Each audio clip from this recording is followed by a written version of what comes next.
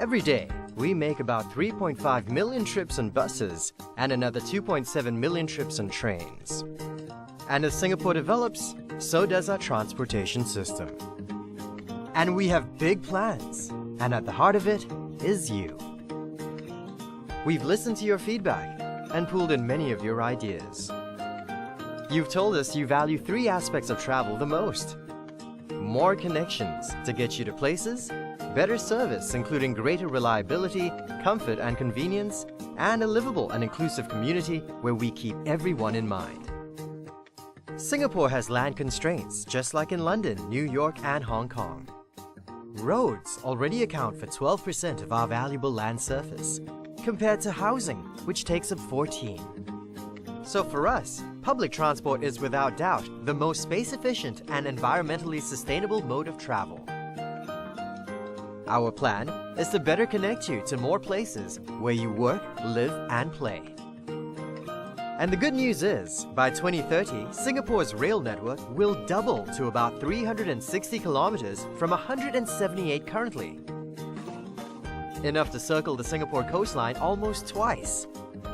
This means we'll have a total rail length that's longer than Tokyo's or Hong Kong's today, and a rail density comparable to London. A new cross-island line will link Changi directly with Jurong, and the new Jurong region line will connect you to more places in the west. We will open one new section of the MRT line almost every year from 2013 to 2021. If you prefer to take the bus, you will also benefit from our Bus Service Enhancement Program, or BSEP, which will add 800 new buses. This represents a 20% increase in the total number of buses serving you. BSEP will also bring you about 40 new bus services to better connect you to places. We're also roping in private bus operators to run short routes to bring residents to MRT stations, and City Direct bus services to take them directly to the city. Soon, you won't have to worry about the heat or sudden downpours.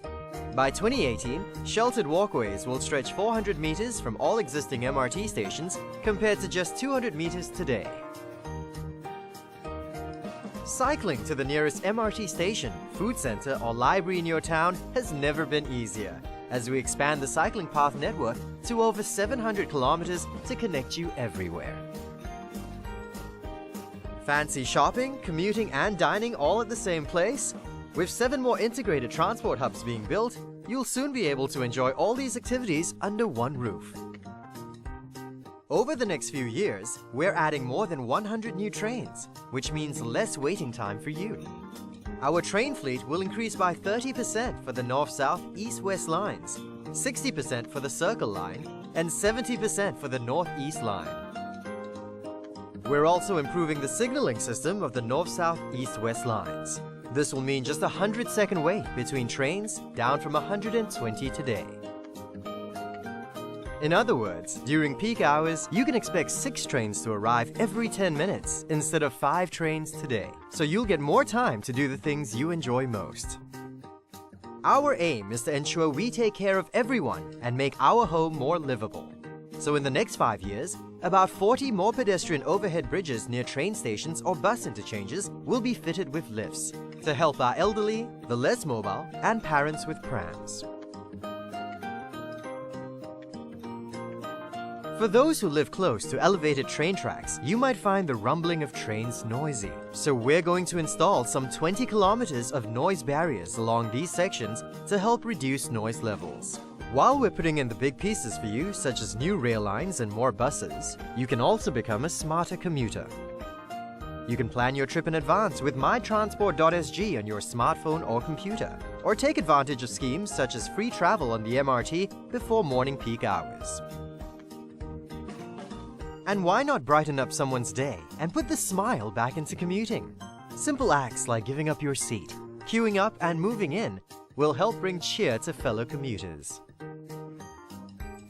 So what you can expect by 2030 is 8 in 10 homes will be within a 10-minute walk from a train station. 85% of your public transport journeys will take no more than an hour.